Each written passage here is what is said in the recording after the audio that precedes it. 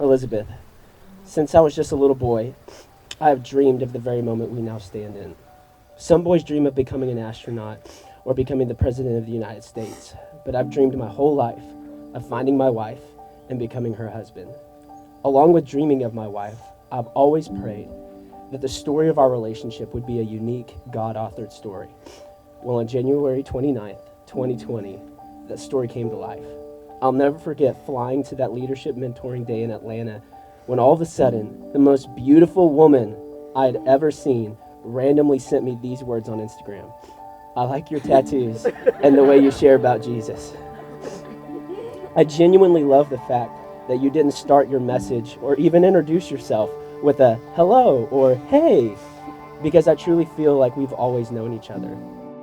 We just went from only talking to God about one another to actually being able to finally speak directly with our person. When I was 11 years old, my dad told me I needed to start praying for my future wife. He said this mysterious woman he kept referring to as my wife was actually alive and out there somewhere right in that very moment. That she was living her life and making decisions. I'm honestly not sure if that day was a Tuesday, but he said she had a Tuesday of her very own today. That blew my mind. The fact that my wife was actually real and somewhere out in the world in that moment had never really hit me like it did right then. He then said I needed to start praying for her every day. He told me to pray for her relationship with God, that would be strong, authentic, and her very foundation. He told me to pray for her decisions, that she would lean into God and trust His voice and His word above everything else. He told me to pray for her like she was already mine, because even then, she already was. You already were. I can't tell you how many times I've prayed for you since that very moment. Some were while praying through my normal list of things to pray for before bed, and then some moments were truly heavy. I remember many times God randomly placing a strong impression on me to pray for you right then and there. I can even recall where I was driving for some of them. I'm not sure what you were going through right then in those moments, but you had a 16-year-old boy in Texas praying and going to battle for you before the Lord. What I'm saying is, I've been fighting for you and leaning toward you long before I ever knew your name. So there should never be a worry or doubt in your mind that I would ever stop now that I do know your name. And let's talk about that for a second. Your name.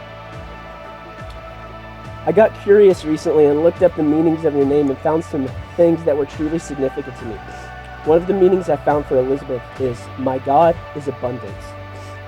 This meant a lot to me because one of my favorite verses, John 10:10, says that the thief comes only to steal, to kill, and destroy, but that Jesus came that we may have life and life more abundantly.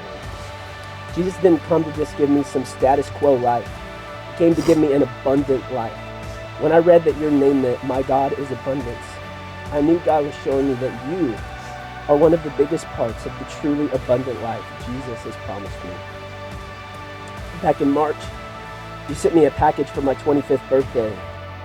I had never been in the same room as you, let alone seen you in person. So getting a package that you had written on and even touched was the best and closest thing to that for me. In it were many special things, including the journal I'm reading this from now.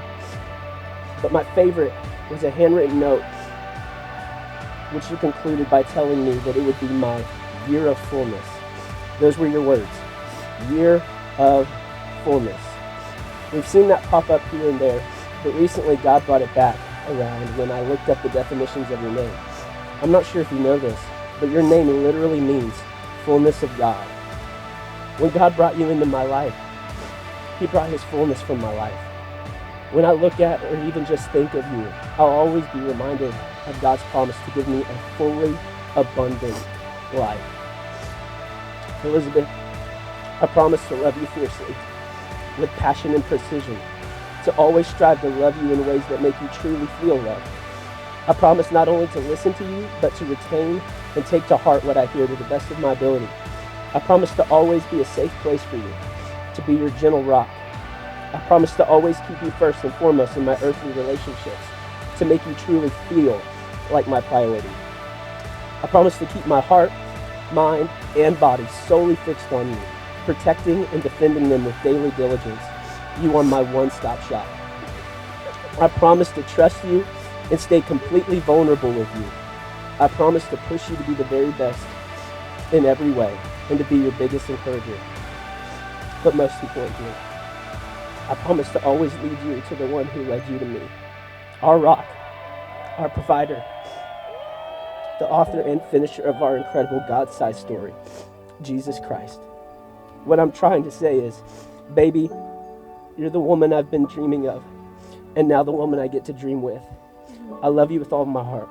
Let's go.